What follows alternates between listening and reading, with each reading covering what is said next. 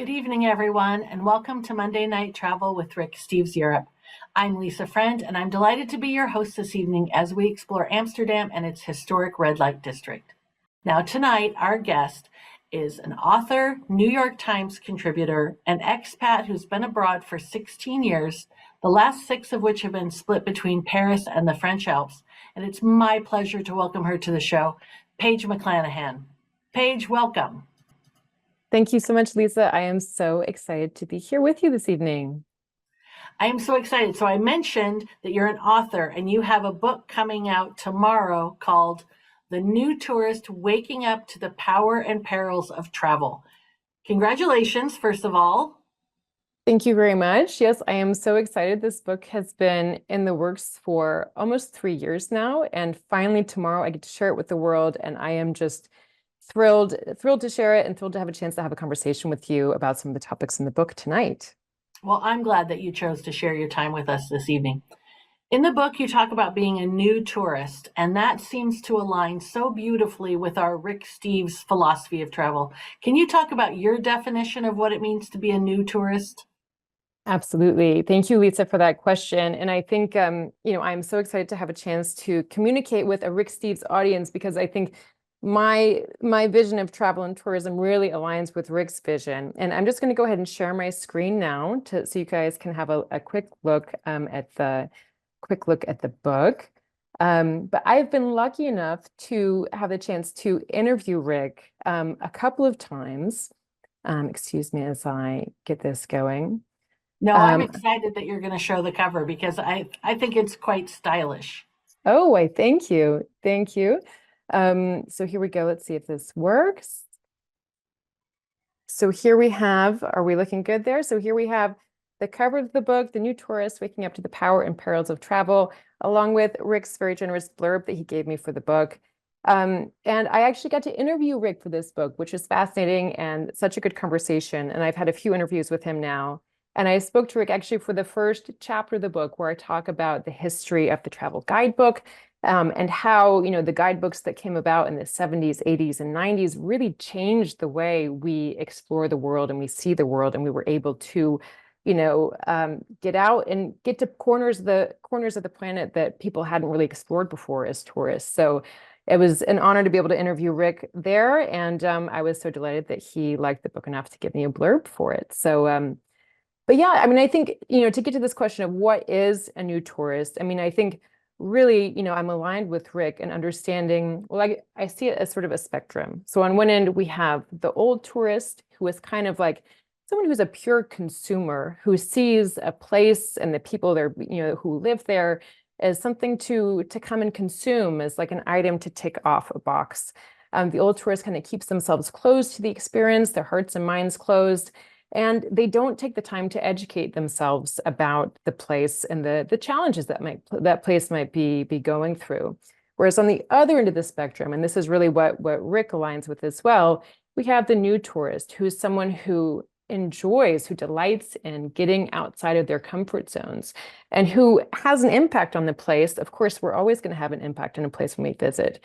But the new tourist really takes the time to educate themselves about their impact, and really kind of has the audacity to even aspire to have a positive impact on the place. And of course, this is something we have to do with a lot of humility and a lot of modesty. But the new tourist, that's how the new tourist approaches the world. They're looking for human connection.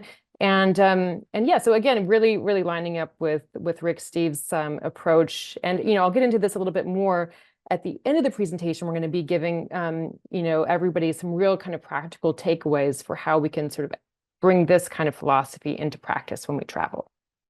So the new tourist really lines up beautifully with Rick's idea of becoming a temporary local. So yeah, that makes a lot of sense. Yeah, exactly. Being a temporary local, throwing yourself into cultural experiences that are outside your comfort zone, having conversations with people who come from different backgrounds than you, and really just like going all in, really embracing the place while you're there. So I've been in the tourism business for 24 plus years. And one of the things, because we were talking about this behind the scenes, we were talking about Amsterdam and being a tour guide there. And one of the things that we're dealing with in Europe, especially maybe all over the globe. We'll get to that. But this concept of overtourism, and can you talk about overtourism? Where do we get that term? What does it mean? Yeah, thank you so much, Lisa. I love that question because I think overtourism is a word that we hear so much now, but it's actually a really recent term. So I'll just kind of advance in my slides here. Oh gosh, let's see. I might need to. There we go. Yeah, you have to get I once. click at once. Okay, got it. So this article, we're seeing a screenshot of an article from the travel media outlet Skift. So this is a sort of a travel specific media outlet. And it was this article that appeared in 2016 in Skift, in the Skift media outlet about Iceland. And this is where we saw the term over-tourism used for the first time. I mean, I think it had sort of floated around a little bit, but this is the article that really kind of coined the term and got it, kind of embedded it in the vernacular, really.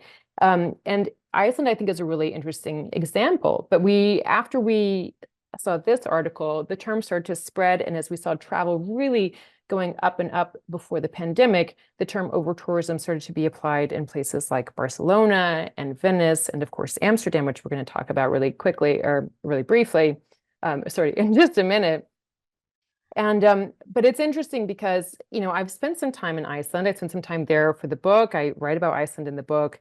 And a lot of the people I spoke to in Iceland really kind of pushed back against this term over tourism because they considered it something that's a little bit too broad to be useful. It's too easy for a place to be kind of tarnished with this sort of like brush of over tourism when really, when we get down to it, when we really get down to the specifics, the problems we see, the challenges we have with tourism and crowds are really very specific in both in place and in time.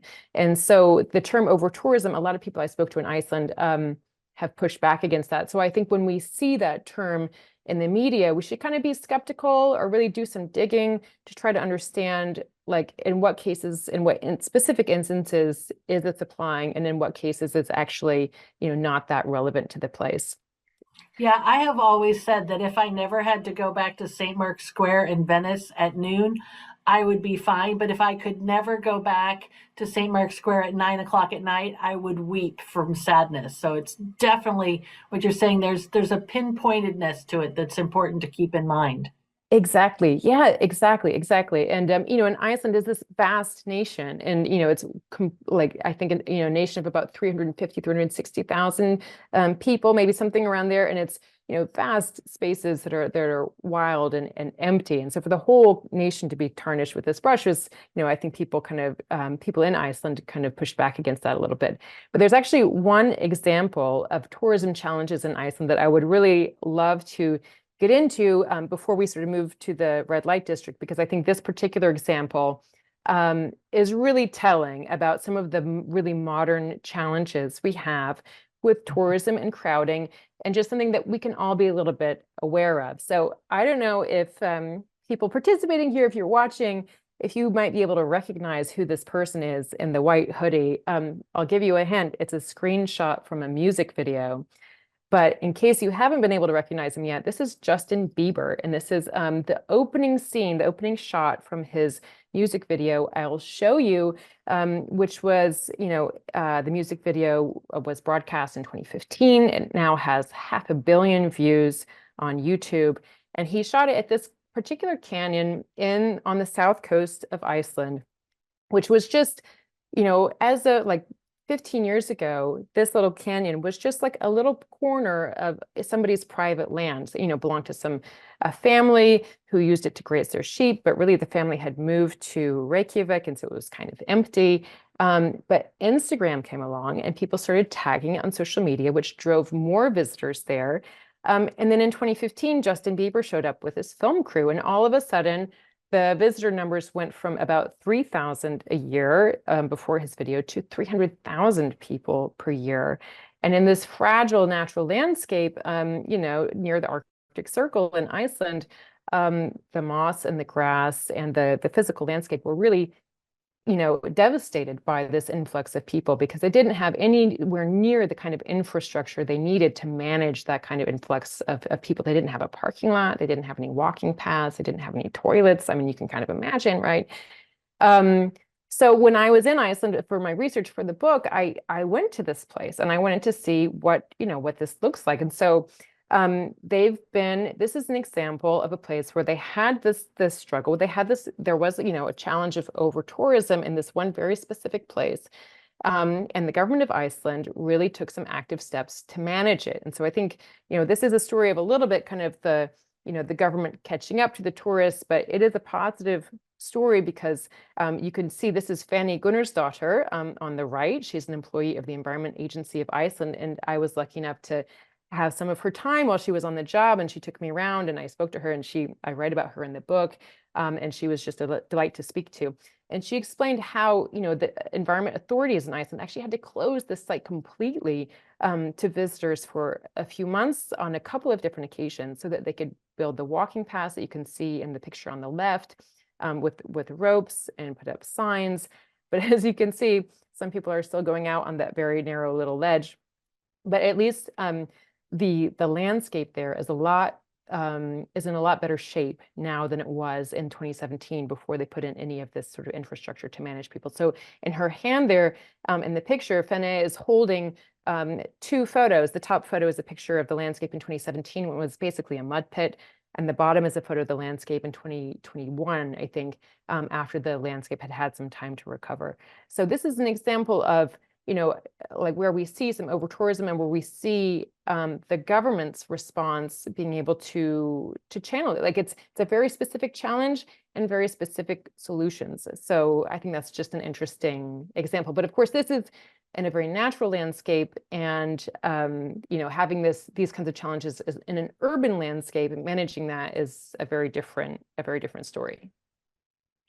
So you're talking about this natural landscape, and this is all very new. Iceland is a very sort of current example, but people have been visiting the red light district in Amsterdam for hundreds of years. Now, I just want to say a couple of things. One, parents, we're going to be talking about things that happen in the red light district tonight. So if you need to shield any sensitive ears, it's not going to get X-rated, but there will be some Dutch-style frank discussion about workers and industry in the red light district. And I wanted to say, Paige, I really enjoyed the book. I appreciate you sending me an advance copy. I was particularly interested in the chapter on the red light district because I guided groups through that neighborhood for many years, and I want to hear more about it from your perspective, pretty please.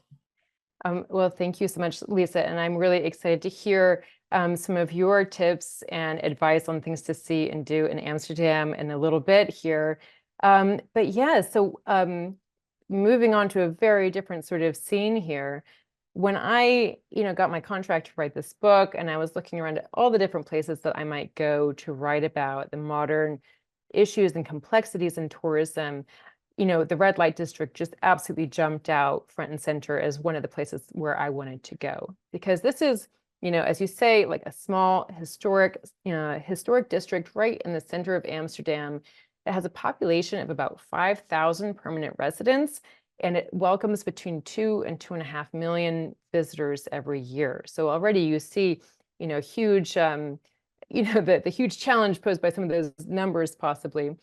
It's also a place that I know where residents and the local government are really working hard to manage tourism, and there's some really innovative ideas happening.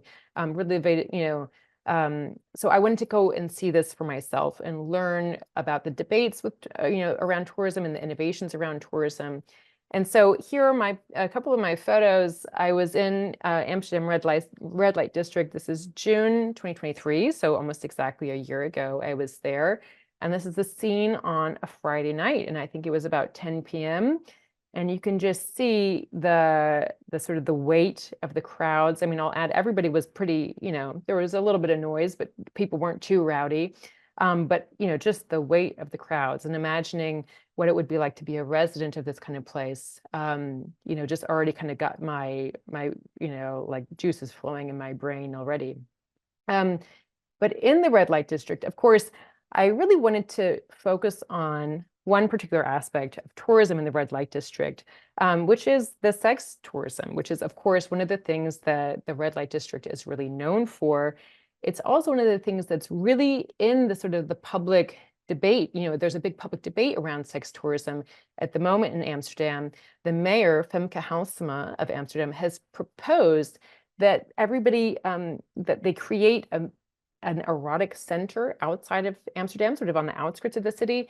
And she has proposed that all the sex workers who are in the red light district be moved out of the city center, which of course would have a huge impact on tourism in the neighborhood. And this is what, she has proposed this as a solution to some of the challenges of kind of the rowdy party behavior and stuff that they're seeing there. So I thought this was interesting and I wanted to come and I wanted to learn about this. So what do? I come to Amsterdam and I spend a lot of time talking to sex workers. I spend a lot of time talking to residents of the red light district. And I'll have to say, this was a very new experience for me. I'm a mom. I'm not really into kinky stuff. I'll just put it there. I had never been to a sex show before, but on the advice of a sex worker who I spent a few hours interviewing, I actually went to my very first sex show. I went to this one at the Sex Palace right there in Amsterdam to get the experience and see what it was like. If you want the full story, it's in chapter 6 of the book. My experience at the Sex Palace, but it's all in the interest of getting the full picture of this issue. Can I ask how you chose the Sex Palace? Absolutely. So I spent several hours interviewing this sex worker who, her name is Nat, and she was really encouraging me to get out and see some stuff. And she was suggesting all sorts of things, and I was kind of like, I'm not sure about that one. I'm not sure about that one. And she was like, okay, Paige, this one, the Sex Palace, she told me, the people who run this place are really good employers. Like the women who work there can really build careers. She said also it's kind of like a peep show. So it's just like you pay €2, you go into a cabin for 2 minutes. If it's not your thing, you just walk out. It's like low stakes, and she's like, go check out this one. Like this is, you should go do it and go to this one. And I just spent like 3 hours having this deep conversation with this woman, and I really respected her. And, she's about my age, and I felt like, we had a lot in common in a way that was really surprising for me. And anyway, so I took her advice and I went to the Sex Palace. I was not the only woman in attendance, but I was in the minority. I think when you spend a lot of time with Dutch people and they're forthright and frank, and they're like, why would you be hung up about this? It's just sex. And you talk to them and you get into that mindset. I completely understand. Exactly, and just, I'm thinking about Rick here. I mean, this is something that he's written about in Travel as a Political Act, which is a book that I absolutely love and recommend to people all the time. Is, the difference in attitudes towards sex and sexuality and things like nudity in the United States versus in Europe. And, as an American who's lived in Europe for a long time, I've certainly come up against this before, not quite so explicitly perhaps as I did in the red light district, but it's an interesting, it really, the time that I spent in the red light district, especially the time that I spent interviewing sex workers, Nat and others, really opened my mind on this topic in a way that was very surprising for me, and that has stuck with me. So I'll leave it at that. But I always liked to remind my tour members many years ago when we did guided tours through the red light district. I always liked to remind my tour members that we have legalized, or we had at the time, because I don't want to say that I know anything about it now, but we had legalized prostitution in Nevada. It wasn't anything that we didn't have in America. We just had it in this one place. And that always, I think, surprised some people, but I just would remind them of that. It's a fascinating debate, and hearing the different sides of this, the different perspectives on this in the red light district, I found really fascinating. I interviewed a lot of residents at the red light district who have nothing to do with sex tourism. And I did not interview a single resident of the red light district who supported the mayor's proposal to move the sex workers out. Every single last resident said, no, the sex workers are part of our community. They're part of our neighborhood. They're part of what makes the red light district the red light district. They belong here just as much as like, I, the sort of, graphic designer or whatever, belong here doing my job and living my life.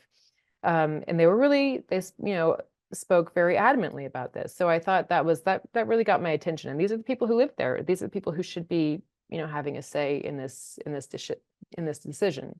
These are the people who are walking their little kids down the street past the windows to the Princess Wilhelmina kindergarten. That's exactly. all part of the neighborhood.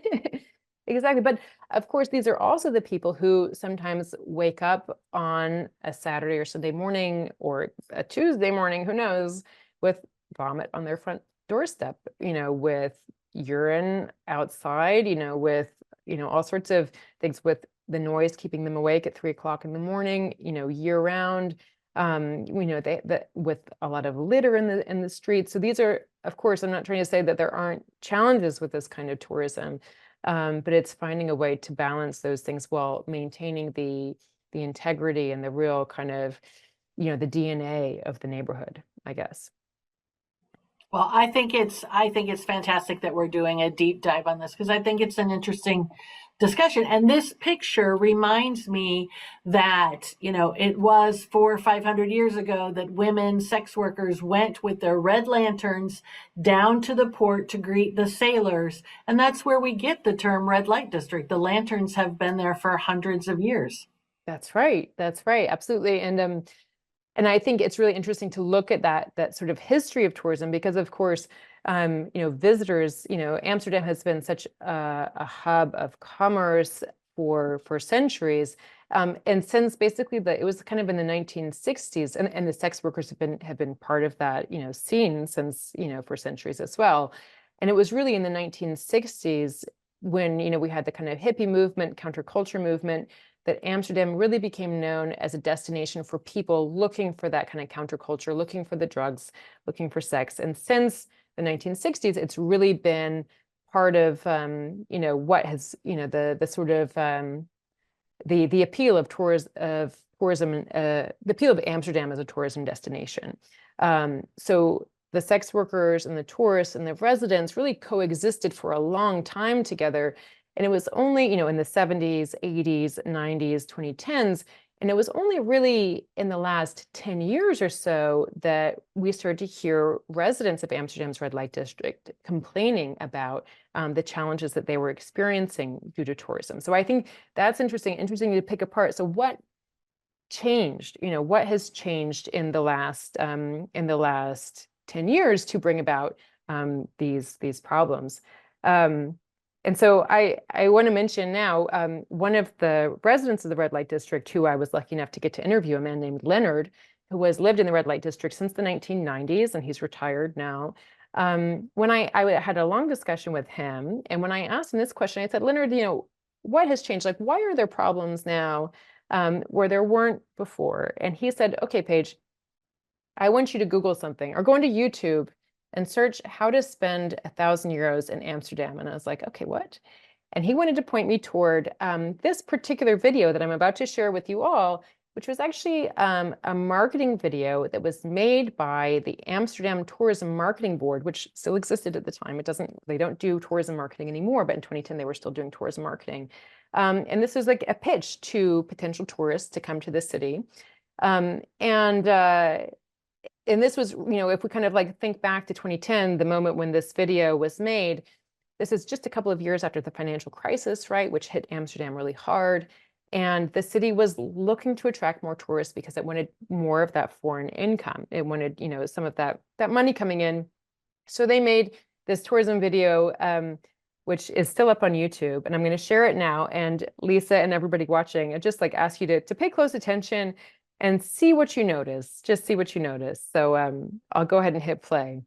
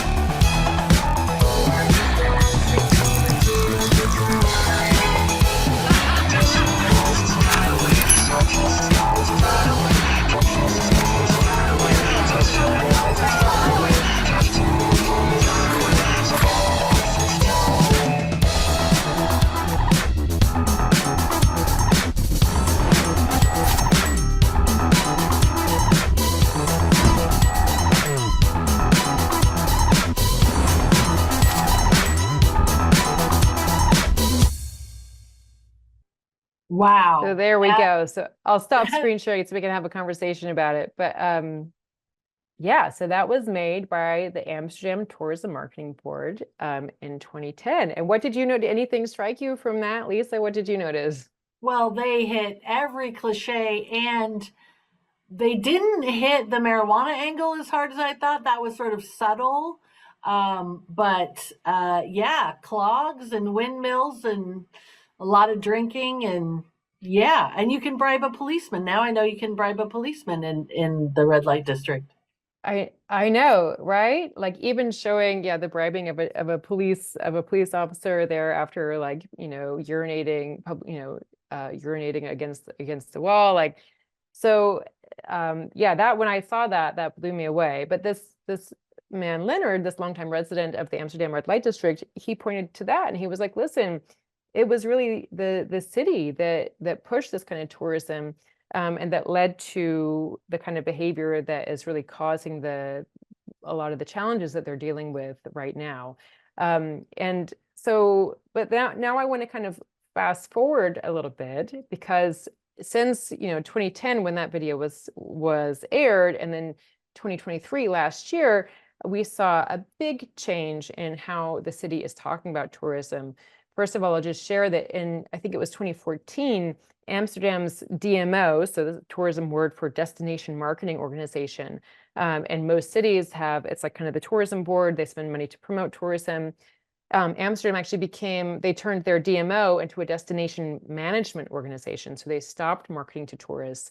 And other cities in Europe have followed this trend since then, but Amsterdam was really the first one where they said, okay, the money that we have to spend on tourism, we're just going to spend it to better manage the tourists we have, rather than try to encourage others. So that change already happened 10 years ago, but then we kind of flash forward to 2023 and we get a very different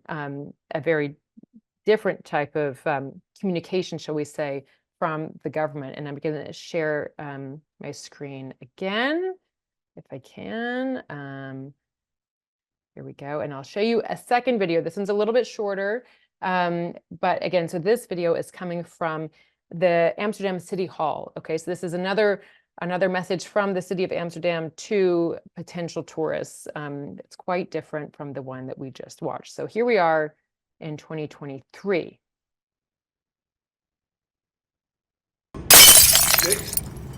Go, go.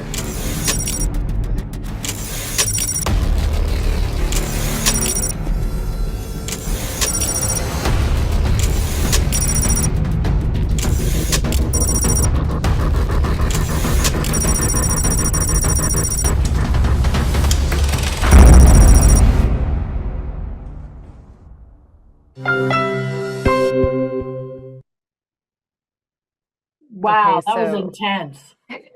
I know. So kind of like just the complete opposite, right? And I'll say this Stay Away campaign, I just showed you just one of I think, they made several different videos. That's just one of them. But the whole campaign was really aimed at young men from Britain, and also I think from more rural parts of the Netherlands, who are coming to Amsterdam to party. So this is just one example of the many sort of shifts that we've seen from the city in terms of how they're trying to manage the problems that have emerged with tourism. So they're trying to talk about tourism differently. They're trying to show a different image of tourism. But I will add that every single person in Amsterdam who I asked about this Stay Away campaign, they were all like, oh my God, that was awful. Like that was a bad call. One Dutch bartender I interviewed and I asked him his opinion. He called it totally cringe, which echoed the sentiment, if not the exact phrasing, of everyone else I spoke to about the Stay Away campaign. So it wasn't like this didn't have the support of everyone in the city, but I think it just shows the extent to which, like in 10, 12 years, like perceptions of tourism from the local leaders had changed really drastically. So we see, the Amsterdam government, kind of like in Iceland, they're sort of like a little bit behind the curve, but they're working hard to catch up and kind of retrofit some solutions to the problem that they already have in their backyard. But now I would love to talk a little bit more about the other ways that the government has responded, because on one side we had this sort of marketing, but we also had them taking out other more practical steps. So I'm just going to share my screen again. Before you do that, Paige, yeah. can we remind people that we're going to have a Q&A session at the end of the show, and to get your questions in early, because we'd love to have a good Q&A session tonight. Yes, thank you so much, Lisa. And please do, keep your questions, get your questions ready, because I would love to have a really good discussion about Amsterdam or Iceland or travel journalism in general, or my life as an expat, whatever, as a travel journalist, whatever you'd like to talk about. I love Q&As. So let's get ready for it. All right, so I'm going to share my screen again to just show a few more kind of images of what I saw and was learning about when I was in Amsterdam. So we see here, and anybody who's been to the red light district, you'll probably recognize, recently you'll recognize these kinds of signs. So they're really trying to communicate. We saw the sort of the stay away campaign, but they're also trying to communicate through signs and posters around the red light district about no public urination, no drinking. They've banned the smoking of cannabis on outside and certain parts of on certain streets of the red light district. We also have warnings about noise, although this one is coming from an association of entrepreneurs instead of the government itself. And we also see some really practical things that the city government is doing. So we have here, you see the young man in the red shirt was one of many of similarly clothed young people I saw, who are all employees of Amsterdam city government, who are out there. They're kind of herding is maybe the wrong word, but they're out there to kind of do crowd control and answer questions. And I saw them on this Friday night, setting up kind of barriers to start a one-way flow of pedestrian traffic, just to make sure there's not congestion, and to just kind of be on the ground as a helping hand, and to sort of manage any sort of problems before they become big. So I really noticed the presence of these guys, and they seem to be really interacting with tourists in a way that seemed really constructive and very helpful. You see he's kind of giving directions or something to these young women here. So it's another really, again, with over-tourism, the specific challenges require really specific and practical solutions. So here's one. And then, just because I'm a bit of a policy geek, I want to take a step back and talk a little bit about the policies that the government of Amsterdam has put in place. And this is something I've just taken some screenshots of a few different stories that I've written that have touched on, and these are all for the New York Times, that have touched on sort of the tourism policies in Amsterdam. And I've really focused on, especially recently, on the tourism tax in Amsterdam, which it's kind of baked in. It's the accommodation tax. So if you go to Amsterdam and you stay in your hotel, it's baked into the price. And it's the highest in Europe. It was already really high. I think it was 7 or 8%. It was 7% as of a year ago, and as of January 1st of this year, it's gone up to, I think, 12 or 12.5%. So it's a really chunky tax. They've also recently put in place a tax on cruise passengers, or they really recently upped the tax on cruise passengers. And when for the story in the middle there, I was in Amsterdam for that one, and I interviewed a deputy mayor of Amsterdam, Hester Van Buren, who's in charge of finances for the city. And she really explained the tourist tax as a way to ensure that there's broad community support for tourism across the city, because they see this as a way to take the revenue that's generated from the tourists, which is kind of concentrated in the red light district, but then spread that out, and they use that money to create new green spaces and sort of on the outskirts of the city, to make sure they're doing really thorough cleanup of the streets in the city center. They're using that money to make local life better for residents, even if you're not working in the tourism industry and directly benefiting from it economically. So I think tourism, I won't go into tourism taxes too much on the subject of this talk, but I think they're a really fascinating and really kind of helpful tool to make sure that tourism continues to serve the communities. So that's just a little brief. But Amsterdam has also put in restrictions on the type of shops that are allowed to be, shops that are allowed to operate in the red light district. And they've put a lot of restrictions on new hotels in the city. And they've put restrictions on group tours in Amsterdam, which is something that, probably a lot of our viewers here have maybe had personal experience with, or are you, Lisa, too? I don't know. I certainly have. So I don't know how many years ago it was, 7 or 8 years ago, we couldn't take our groups through the red light district anymore. And then it became more restrictive. You couldn't take a group of, I think, more than 20 people through like Dom Square, the main square where the Royal Palace is. So at this point, we hire 2 local guides and split the group. So it's like 12 or 13 people in one group and 12 or 13 people in another group. And we have to do it that way. And we go just on the edges of the red light district so you can see it, because we want to talk about it because it's historically important. But yeah, so Amsterdam has really implemented a lot of measures for tourism, for group tourism. Yeah, and I think, it just comes down to, I mean, what this fellow Leonard, who was really a really interesting man to interview, had, this guy who's been a resident of the red light district for, since the 1990s.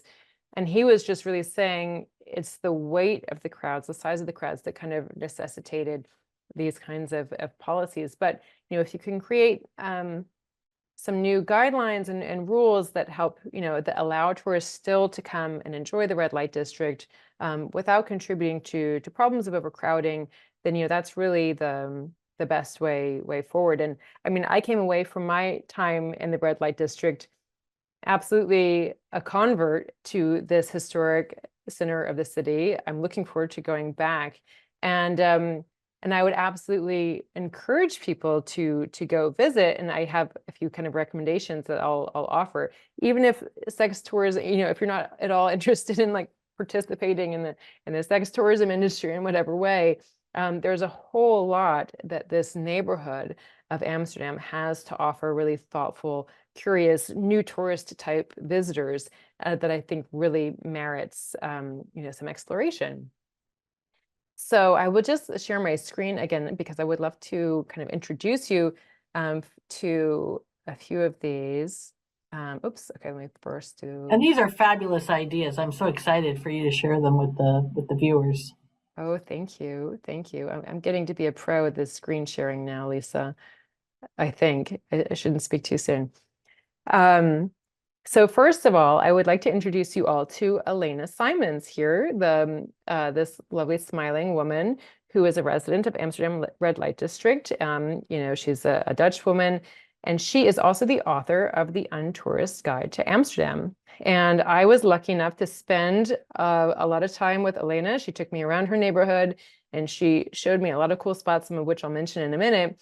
But she also, like, before I even met her, I had ordered her book, which is available on Amazon. You can also find it on the Untourism guide, on the Untourism Amsterdam website, which I'll show you a screenshot of in a second.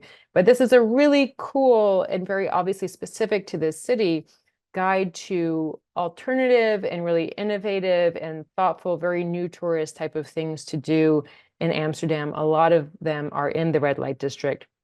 So I would absolutely recommend, if you're thinking of going to Amsterdam, you check out this guide, which is written by Elena here. You can also, I would definitely recommend these. So the Untourist Guide Amsterdam has a website, and they offer all sorts of cool experiences. So this is, again, something that Elena Simons, who I just introduced you to, is really kind of one of the brains behind these experiences here. They've come up with some really fascinating, really concrete ways to encourage the kind of human connections that, Rick and I both see as incredibly important, incredibly constructive and beneficial in, when we travel. So, for example, I love this idea of marrying an Amsterdammer for a day. So it's basically, they have a little, you sign up and you show up at the place at the appointed time. They kind of fit you out with a bouquet and I think a veil if you're a woman. And they have a little kind of like mock ceremony, and you marry your local Amsterdammer, and then your new temporary spouse takes you around the city and shares their life with you for 4 hours here, and you get a chance to really have that kind of authentic experience, seeing the place through the eyes of someone who lives there. And I think that's a really wonderful example of a way to explore a place that is known as sort of something being over touristed. But and then other examples here, you can do a litter cleanup and then turn it into some piece of art. You can go kind of weed on an urban farm and connect with people there. But these are just a few examples. Lots of really cool stuff to explore there. And then a couple of specific places in the Amsterdam red light district that I would really encourage you to go visit. On the left there, you see a picture of me with a man whose Dutch name, I'm afraid I'm not going to pronounce correctly, but I'm going to do my best. Theodore van Boven. He is one of the founders of the Condomery, which is a condom shop, like a condom boutique, I would almost call it, right there in the heart of the red light district. And it's a fascinating history, and I spent a long time talking to him and understanding the history of this shop and its place in the city. And this shop opened in 1987. And he told me that it was the first like specialty condom shop in the world that focused on just selling condoms. And we have to remember 1987, this was the height of the HIV/AIDS epidemic, right? And he told me that he co-founded, the shop with two women. It was really their mission. They wanted to spread the word that, anyone, heterosexual, homosexual, male, female, can be affected by HIV/AIDS, and the importance of protected sex and the importance of being open in the very Dutch way we were talking about, being open about this and having conversations about it. So I would recommend go by. It's fun. It doesn't at all feel sort of like, it's not like kind of black lights and low thumping music or anything. It feels almost like, it's very colorful and bright and open, and people are running around, and they're helpful staff, and whether or not you want to buy anything, it's worth a look. But so the condom shop, and then the Prostitution Information Center, which I'm sure is a place that you have been to, Lisa, but this is just behind the Oude Kerk, the old church in the red light district. And it's a place where they host talks. You can just walk in. They have a lot of resources available for sale on, books and postcards and like photo books and things all on the history of sex work in the red light district. And I wandered in, and this is where I met Nat, who recommended the Sex Palace to me. And I had this like 3-hour conversation with this woman that kind of forever changed my perspective, not only on Amsterdam, but on kind of humanity and sexuality and life in general. So there's a lot to be, which was definitely, let's say, outside of my comfort zone, right? I think that's safe to say.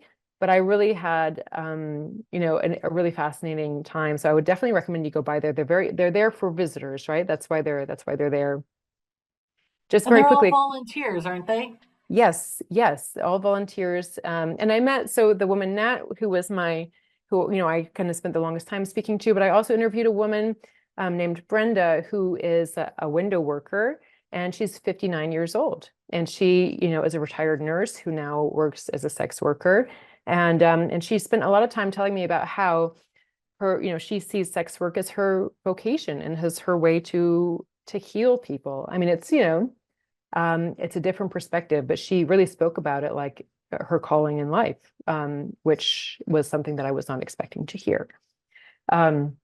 Otherwise here, so I met Leonard, who I keep talking about, wonderful Leonard, through the We Live Here campaign. He's a volunteer with the We Live Here campaign, who has an office and a photo exhibition just next to the Prostitution Information Center, right behind the Oude Kerk in Amsterdam. So pop in there, have a look at the photo exhibition. They have some postcards they're giving away. So that's really cool. And then finally, Elena Simons, who I introduced you to at the beginning or a few slides ago, she really wanted to show me this shop called Bun in Amsterdam, which is a locally owned, locally run, very sustainable clothing shop that is headquartered right there in the red light district. And inside the shop, they also, you can go and you can buy your sustainable kind of fashion. They also host a lot of kind of community events, and like down in the basement of the shop, they have like a recording studio that they make available to local young people. So it's both kind of, so she was really encouraging me and for me to share with other people too, like this is the kind of retail outlet that they really want to encourage visitors to frequent when they come to Amsterdam, because this is really, you can go, you can spend some money there, and you can really support the local community. So those are my top tips for the red light district. But I want to pass it over to you, Lisa, to tell us more about other things to do in the red light district and other parts of Amsterdam. Well, I was just so excited when I knew that we were going to talk about this because I did have some places that I wanted to share that I have been visiting for the past few years. So I hope everyone can see my screen, and I have a map of Amsterdam. And so we're talking about the red light district right by the central station. You can see Amsterdam is sort of laid out in a half shell. And what I want to talk about is the Jordaan district, which is over to the west, and North Amsterdam. So inside the red light district, there is the old church, as I mentioned, but then there is also the Our Lord in the Attic Museum. This was built by a rich merchant, a rich Catholic merchant, I should say, in 1663, after the wars of religion and Catholicism was outlawed but still tolerated. That's a big word that we use in the Netherlands. Things are tolerated, like marijuana is tolerated, it's not technically legal. So they wanted to allow some religious freedom, so they would allow Catholics to worship, just they had to be really discreet about it. So this merchant built this church, this beautiful Catholic church, in his attic. So this is right in the heart of the red light district. So I would recommend visiting that. For other things to visit around the city, if you want charm and architecture and an old part of the city without being in the red light district, you might want to visit the Jordaan district, which has been gentrified to some extent, but was traditionally a neighborhood of workers, a lot of textile workers, but a really charming part of town. And I was talking to my friend Cameron Hewitt, who our audience knows and appreciates. I was talking to him a few days ago, and he was saying, I love the Jordaan. We were talking about it. He goes, and even though it has one of the most busy sites in all of Amsterdam, the Anne Frank House, if you just go a few blocks away, it is still quiet and charming. So it's a neighborhood that I would highly recommend that people visit. And the Anne Frank House itself, if you can visit it, I would recommend it, obviously, but you do need to plan this, far in advance of your trip. You buy your tickets, your time tickets online. And if you can't get in, or you want to supplement your visit to the Anne Frank House, you can also visit the Dutch Resistance Museum. You can just walk up and buy tickets the day of. It's never crowded, but it shows, instead of the story of one girl, it tells the story of society as a whole and how they dealt with the Nazi occupation during World War II. So I think that's a very interesting site. And then for a little bit of a deeper dive, you want that counterculture, funky slice of Amsterdam, but you don't want to be with the crowds in the red light district, go to Amsterdam North. So this is an old warehouse district. It's sexy land. So there is some fun like that. I had Love the photo, Lisa. My friend Rich took this picture. I was being cheeky. We did not go inside, but maybe after talking to Nat, I would get over my reservations and do that. But I would say Amsterdam North is so cool and fun, and we talk about it in the book now, but it's very easy to get to. So this is, I know this is not a great picture, but this is Amsterdam Central Station. This is looking at the back of it, and from Amsterdam Central Station, you can easily take a free foot ferry across the IJ, across the River to get to Amsterdam North. And now it's even easier to get to. That's free. It's even easier to get to. You can also take just their new metro line, which will cost you a few bucks. So I went to this great Cafe Moderne with my friend Rich, had some great duck, and I thought this was so cool because it was the first place I had ever been in the Netherlands that had a menu that didn't have any English on it. So it was all in Dutch. And then down below, this is an old bank building, so you could still have a dining table inside the bank vault. So I just wanted to give you guys a couple of different ideas for you to take with you with your time in Amsterdam. Oh, fascinating, Lisa. Thank you so much. I have some new things on my, list of things to check out the next time that I'm in Amsterdam. So thank you so much for that. I would love to now kind of take a step back, because we've kind of gone into, gone into really this kind of case study. We talked about Iceland a little bit. We got into a little bit more depth on Amsterdam, thinking about over-tourism, thinking about the old tourist versus the new tourist. And so what I'd love to do in these kind of like last, the last sort of minutes of the program tonight, kind of do some kind of wrap up and some takeaways and think back about how we can apply, how all of these ideas kind of fit together and what we can take away from here. So I'm just going to once again share my screen. All right. And so I thought I would just kind of briefly revisit this idea of the old tourist to remind ourselves this is kind of, and we've all kind of been there, right? This is, no shame for anybody. Like we're all doing our best, but like it's important for us to kind of recognize this old tourist, especially when they show up in the mirror. There was an essay in the New Yorker last year called "The Case Against Travel," which I kind of respond to in the final chapter of the book. And Agnes Callard, the philosopher who wrote that essay, she called tourists unchanged changers, right? And she was really kind of making the case that tourism is not something that we should participate in. And of course, I push back against this. But I really appreciate her definition of the unchanged changer, because for me, that is the definition of the old tourist, right? So an unchanged changer is someone who keeps themselves closed to the experience, so they leave unchanged, and at the same time, they kind of inflict their presence on the place in a way that they're not really aware of. So I just kind of listed here some of the things, the characteristics really I see of the old tourists. They see themselves as superior to the people and places they're visiting. They kind of have fixed ideas in their mind about this place or what it's about. Going to Iceland just to see where Justin Bieber stood, going to Amsterdam just to sort of gawk at the women in the windows.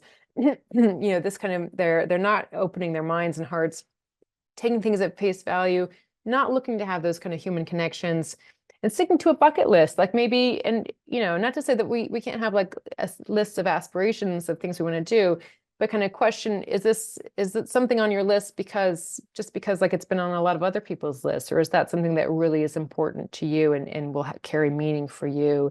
And who's somebody who kind of remains closed to, who doesn't take the time to educate themselves about the impact that they're going to have on the place, and who doesn't get who stays in their comfort zone the whole time. So I think we can all recognize this type of tourist. And I think this is when you have like an old tourist in a sort of a tourist zone like the red light district, this is when we can start to see some challenges, right? But then let's remind ourselves just quickly, the new tourist is, I think of as the changed changer, the changed and enlightened changer who is taking the time to educate themselves about their impact on the place.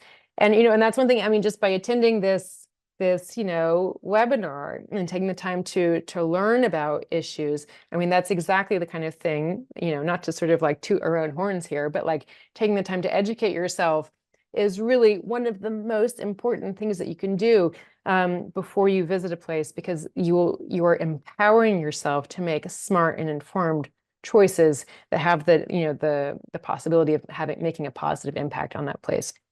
You travel with a level of like humbleness and modesty. You're looking for authentic human connections, like what we were talking about, with the sort of Marian Amsterdammer for a day. And you're realizing you're seeking out opinions and perspectives that are different from your own. So stop by the Prostitution Information Center, have a chat with a sex worker, have your mind blown or not, but put yourself out there, make yourself uncomfortable, right? Always be aware of the power that you hold as an ambassador when you travel, because we are all, of course, ambassadors for our home countries. And this is not something that we should take lightly. And then just to kind of get into it, the new tourist in practice. So we have these kind of lofty ideals. What does this look like? Really nitty gritty. I've listed a few things. I mean, kind of echoing some of the things we were just saying. Hire that local tour guide, or have that, Marian Amsterdammer for a day. Go talk to a sex worker at the information center. Go talk to the owner of the condom shop. Get to, talk to locals as much as you can. Educate yourself. Learn some of the language. Don't follow somebody else's list of top 10 things to do in Amsterdam or in the red light district. Sure, I've given you my suggestions, but like listen to your own heart. What's going to speak to you? What's going to give you that little, that really strong sense of connection to the place? Look for locally owned businesses as much as you can, whether it's like hotels or shops or restaurants. Challenge yourself to come home with your mind changed on at least one, maybe it's about a new type of food that you never thought you would try, or a new drink, or a conversation with a person from a different like religious background from you, but like kind of commit to coming home with your mind changed on at least one kind of perspective.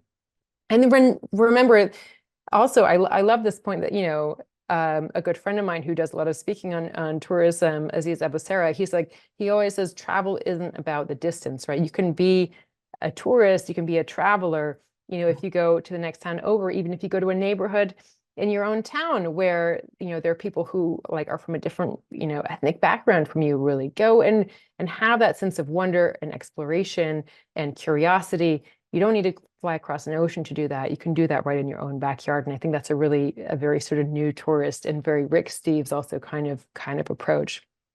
So they're just some takeaways, and just to kind of wrap up here, because I know we're kind of coming up to the top of the hour, just briefly, I would just love to sort of, we've talked about over-tourism challenges in Iceland in a very specific place, in Amsterdam. Of course, this is, challenges we see with tourist crowds in places like Barcelona, Rome, and in Paris. And a lot of the challenges here are kind of similar in a lot of ways to what we're seeing in Amsterdam, the sort of urban European landscape. But one example that I would like to dig into just a little bit more, just to wrap this up, because this is a part of the world that's very close to my heart. I would love to talk about Hawaii, which is a place that I write about quite a bit in the book and different sections of the book. And my sister has lived in Hawaii for more than 20 years. So I have visited many times over the years. And it's been fascinating to see the evolution of tourism there over the years. And I spent a long time there in the summer of 2022 researching my book.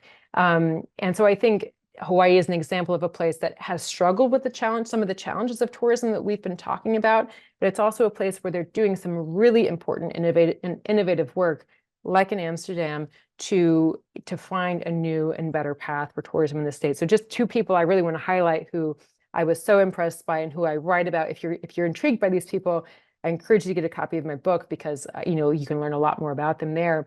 But this is John DeFries here, who is the head of the Hawaii Tourism Authority. He's the first native Hawaiian to head the state agency for tourism in Hawaii. And he was born in Waikiki in 1951. So just a few minutes walk from where I took the photo on the right there, right on the beach there in Waikiki. And John is really leading leading an important effort in the state to bring in local resident voices into the tourism decision-making process. And he has a long way to go, and there's a lot of competing interests in the state, a lot of competing voices in the state. But I think he's a really powerful example of a smart leader with the right approach, who's really working to bring people together in Hawaii. And so I would encourage you to follow his work and read the book to learn more details about what he's up to and how he's trying to navigate the same kind of challenges that we've been talking about in Amsterdam and Iceland. And then finally, to wrap up, this is my last slide. I want to tell you about this woman, Cindy Punahaole, who absolutely touched my heart and touched my soul. I write about her in the book. I tell the story of Cindy in the book's epilogue, which was just writing that. I mean, it just kind of brings tears to my eyes remembering it. It was such a special experience. Cindy works at the Kahului Bay, which is on the Big Island of Hawaii, and she runs a program there that's really working with visitors, working with residents, and working with volunteers to build a really sustainable future for this bay. Cindy is also Native Hawaiian. She grew up on the Big Island, and she saw the bay really decline in health, in terms of the ecosystem health, as she grew older. And she has seen it regenerate, especially since COVID. And she's leading a really important and really inspiring push to help visitors, to allow visitors and tourists to work with her and her team to support the health of the bay. And she really sees tourists as a vital part, like in Amsterdam.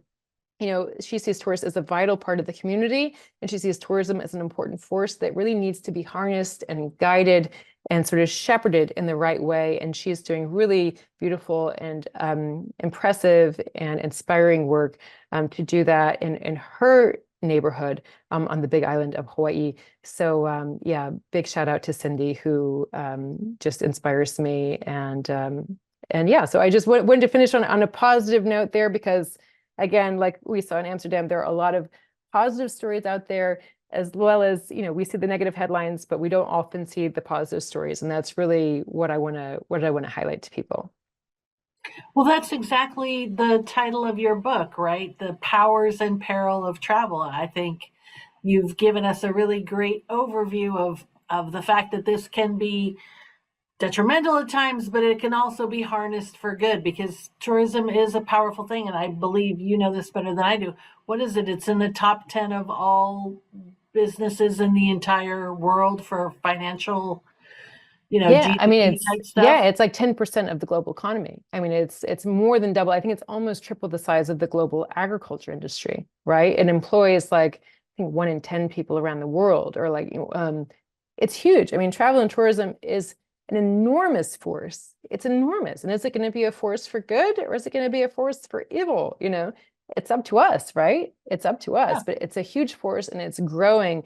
And we're going to have 1.5 billion international tourist arrivals in 2024. This is, a record-breaking year for travel and tourism. It's coming surging back. So it's more important than ever that we harness this incredibly powerful force, and we educate ourselves, and we kind of come at it with the right mindset and with the right sort of, heart. And we do our very best to use this powerful force to do a lot of constructive things and a whole lot of good, because it has that power. It can do a lot of good too, but it's really up to us, and it's up to our governments. But we as tourists, we wield a lot of power. Thank you so much, Paige, for sharing all that information with us tonight. Before we get to our Q&A, I have to do the word from our sponsor. So the word from our sponsor tonight is Rick Steves' Audio Europe app. I'll just show it just like that. So if you want to do a red light district walking tour for free, you can download this app and have Rick in your ear as he guides you through the red light district. So you can do that on your own without a group, and not worry at all about the imprint that you're making there with a large group of people. So if you'll stop sharing your screen, Paige, Yes. we can get to the Q&A. Alice asks, and I think this is a good question, did the low fare airlines contribute to over-tourism? Oh, yeah, that's a really interesting question. And I think the answer has to be yes to that, because they just the drop in airfare really allowed, I mean, on one hand, it democratized travel, right? It allowed more and more of us to have these kinds of experiences. It made it more available to more people, which on one hand is wonderful and something that we should celebrate, that more people were able to access this. On the other hand, it means more people are moving. It means more carbon emissions, of course. So I think the drop in airfare prices absolutely contributed to the rise in tourist numbers, for sure.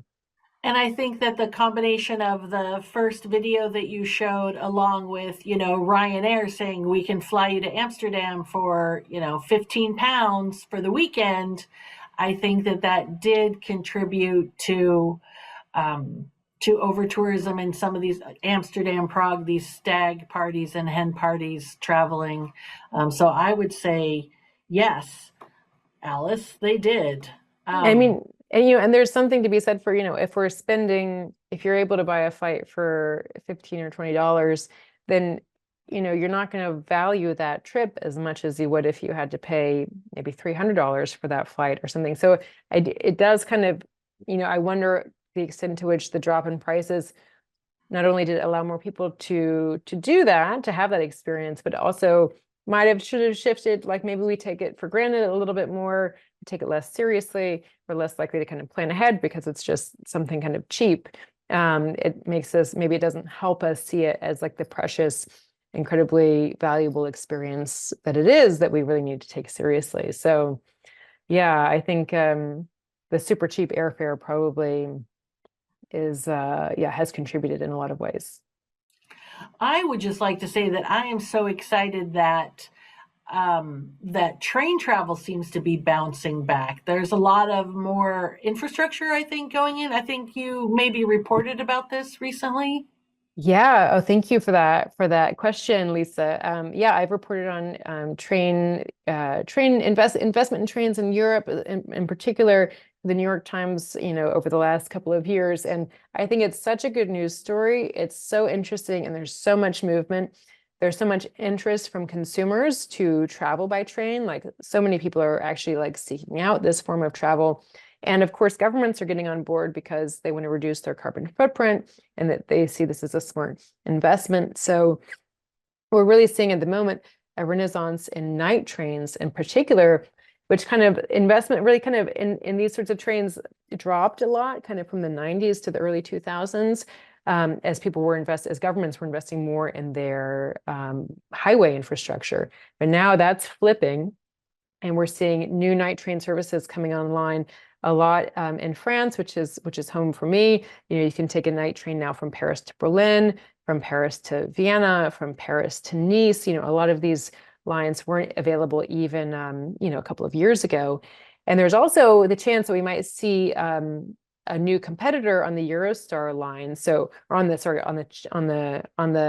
line between Paris and London, I should say, which is currently Eurostar has had a monopoly on that for 30 years almost, I think. But now we're seeing some interest in competition, which could bring down the price on that critical rail link between, across the English Channel. So there's a lot of movement happening in European rail, and I would encourage people to check it out. Thetrainline.com, I use this website all the time myself for my personal travel. It's a great way to check if you're trying to get across multiple countries. The Trainline is there are other great websites as well, but the Trainline is one that I would definitely recommend. Oh, fantastic. Dan would like to know, how have cruises impacted over-tourism in Europe? What are cities doing to manage this? Yeah. Oh, thank you for that question. And that is something that, in particular, we see this in Amsterdam, and we see this in Barcelona, two big port cities. And I'd say, it's a huge debate, right? Because what are the challenges with cruise ships? The cruise ship comes, people come off, they go into the city, but they might not be spending very much money. They're definitely not going to be spending the night in the city, so they're not, going to shell out for a hotel room. They might buy a meal, they might not. They might just go and walk around. They might go and buy a postcard. So the sort of the value that the city takes from a cruise passenger versus the impact of their physical body in the space, it's a very different calculation than if you have somebody coming to Barcelona and staying for a week and they're spending the nights in a hotel and they're eating every meal at different restaurants. That person is going to make a much bigger economic contribution. So I think just in terms of from the perspective of a city, a cruise passenger is a much lower value tourist, much lower value visitor. So what we're seeing cities do, and Amsterdam is one example I can speak to for sure, is they've just upped it was 11 euros per passenger per night. Now they've upped it to 14 euros per passenger per night. And this is what the tax that you will pay, or that, your cruise company has to pay to the city of Amsterdam to offset the fact that, you're going to come into the city and occupy space and probably not contribute that much to the local economy. So again, taxes and just pure regulations, pure, like in Venice, we've seen a big debate about cruises, and they finally made the decision, not to allow cruise ships into the bay, which was a big debate for a long time. So yeah, it's a thorny topic, and one that I think a lot of cities are grappling with in different ways. I was listening to some friends in the Cinque Terre just last month, and they were sadly bemoaning the fact that La Spezia, the nearest large town to them, built a cruise ship port, and now you have thousands, these villages that the regular population is 2,000 people. They routinely have thousands of people come and visit them on the days that the cruise ships are in port, and they don't have the infrastructure, and they don't have the local government to get the infrastructure, and it's really, really sad. I think that It's important to be responsible as a cruise ship passenger to think about where you're traveling and what your impact is. Exactly. And I'm not somebody I'm not somebody who sort of specializes in reporting on cruises, or I have a lot of personal experience with cruises. So it's not something I can speak to in a huge amount of depth, but I would say just look for the smaller boat cruises, because those are going to have a lesser impact on the place, and you're more likely to have an experience I think will be more rewarding than on a massive cruise ship. But yeah, challenging topic. Heather would like to know, back to Amsterdam, how can solo female travelers keep themselves and their luggage safe while traveling in Amsterdam and beyond? Oh, right. Heather, thank you for that question. I'm a frequent solo female traveler for work, and well, yeah, these days almost always for work, but before, as just as a personal traveler as well. So yeah, I was in Amsterdam by myself. I felt completely safe. I was wandering around by myself at night. I would say, let me think of some specific, what do I do? Like, share your location with people. You can do that, through your phone. Go on the advice of the people you're, always ask at your hotel, like at the reception desk, about any areas to avoid. Visit places that are recommended to you. Avoid kind of quiet streets. But yeah, I guess I've done a lot of travel on my own over the years, so I'm kind of very used to being on my own. And as a reporter, it's very helpful because it's easier for me to sort of like approach people and talk to them. But yeah, I would encourage you as a solo female traveler to go to Amsterdam. Like in any city, you need to be aware of pickpockets and stuff. Maybe leave your passport in a safe back in the hotel. Don't bring a lot of cash with you. Just kind of bring essentials, and make sure your phone's not hanging out your back pocket or something. Be discreet with your bag. But yeah, I would say, like, really, I would encourage you to go and get out there and enjoy yourself, and take some precautions. But maybe this is easy for me to say. I've been lucky. I've never had any sort of bad incidents, but I would say don't let your fear hold you back, really. Like, get out there and go for it. Absolutely. I would say there is this company called Rick Steves Europe that makes money belts and neck wallets that I wear. If you've seen my packing show, I wear it like it's my religion. And I keep my passport and my large bills and my debit card, my credit cards in there, and it's next to my underpants, and nobody's getting in there. So, some people, maybe a neck wallet. I really believe in that system. I would say, again, what Paige said is, if your phone is probably your biggest area of vulnerability, and you can even see mine. Like, I have a wrist strap. So when I'm walking around, I have it around my wrist. Don't leave it on a sidewalk cafe. Don't leave your purse hanging off the back of your chair. But other than that, I feel super safe in the Netherlands. I have been in the red light district at night, just like Paige has, and it's fine. You don't want to go down any like super narrow alleys, but that's just more from a yuckiness factor more than a danger factor.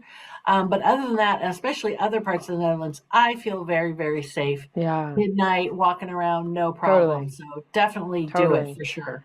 Yeah, I mean, that night, I showed the photos that I took at like 10 or 10:30 p.m., but I was out that night until I think 1:30 in the morning, because I really wanted to see how it evolved and how the sort of the crowd changed and shifted. This is not normally an hour that I would still be awake at, but for professional reasons, I need to do my research. And yeah, I felt safe. I mean, there were fewer people out, but also I was very aware of the police presence, not in a sort of scary or heavy way, but they're just, cops riding by on their bikes.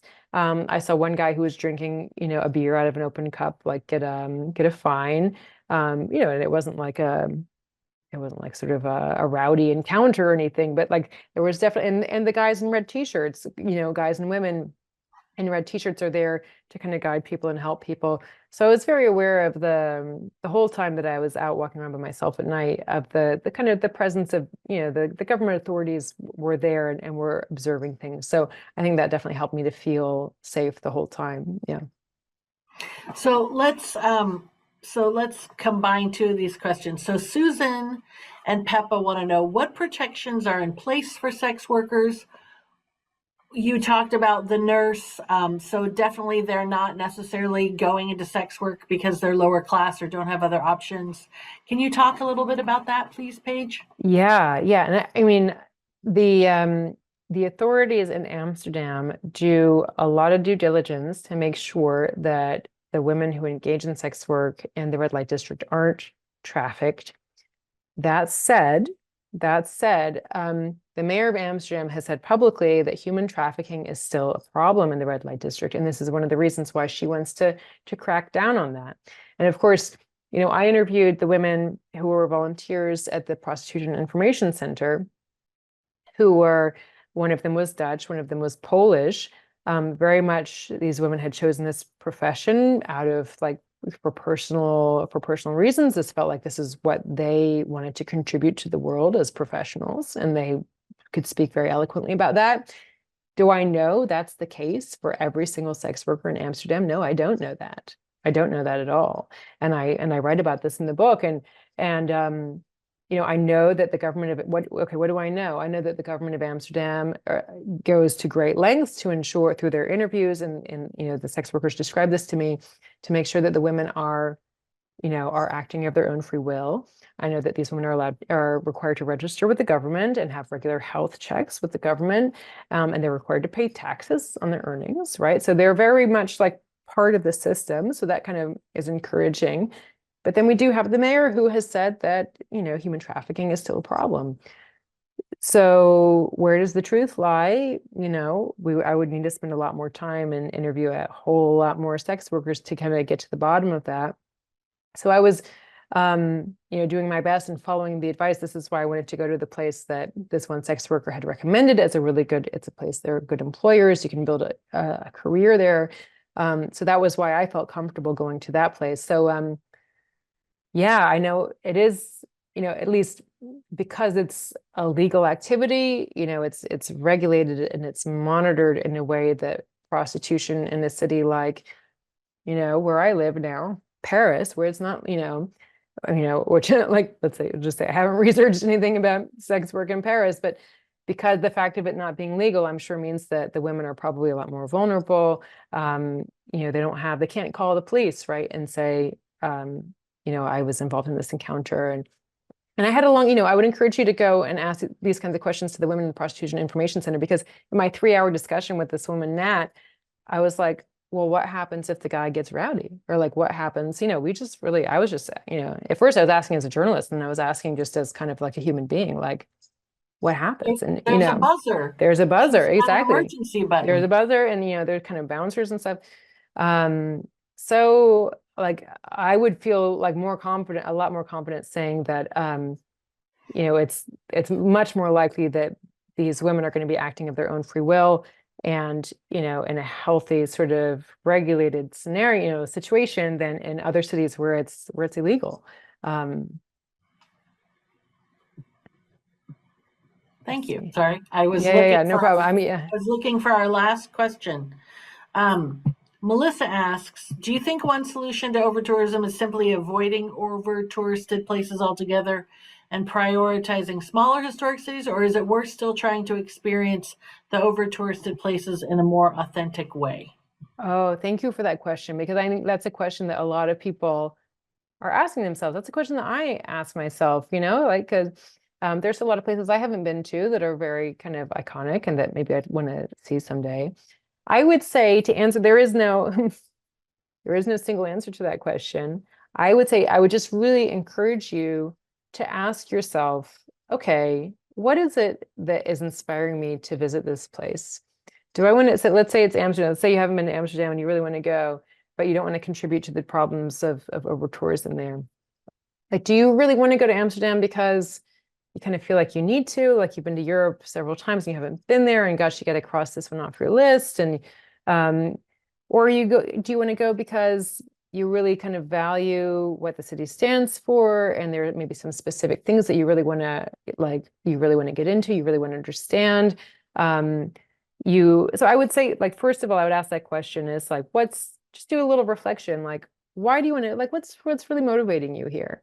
And then if the answer is like, actually, like, I really want to learn about this place, I find it fascinating, I really admire this place in a lot of ways, then start asking yourself questions like, okay, you start doing your research and you say, all right, okay, I want to go to Amsterdam. What are the busiest months, right? What if I went in February? Might be a bit cold, but it probably wouldn't be as crowded. What if I went and, February midweek or something, and you look to see when, like early February, late January or something. That's a time when every kid in Europe is in school, like the last week of January, right? So no, you're not going to have any European visitors there or American visitors. Go at a time when you're not going to have the crowds because, and I interviewed an Italian journalist a while ago about Venice. And she was saying, she was telling me there are museums in Venice, several museums in Venice that struggle due to a lack of visitors, right? And that actually really could use more visitors. Are these like right in the middle of St. Mark's Square? Like, no, these are places that you're going to have to go a little bit out of your way to find. But just to say there are ways to visit some of the classic over-touristed destinations. If you're coming to it with the right mindset and you do your research, you can absolutely visit these places in a way that is not going to contribute to a problem. And that's the power of really taking the time to educate yourself, and the power of really taking some time to kind of self-reflect on what this place means to you and what you're really looking for, and how you will be able to have a really meaningful experience. And then take some of the tips we had earlier about, really find ways to connect with locals, and get outside your comfort zone and do all these wonderful things that bring about the really constructive and positive benefits of travel. Paige, thank you so much for joining us tonight. Hold up the book, please. Oh, yes. Paige has an in-person book event tomorrow in New York City. If we have any viewers in New York City, you can visit her at P&T Knitwear Bookshop. The link is in our chat. And if you would like to join us next week, we have a scintillating show on Backdoor Italy. So please join us for that. And thank you again, Paige. We'll see you next time.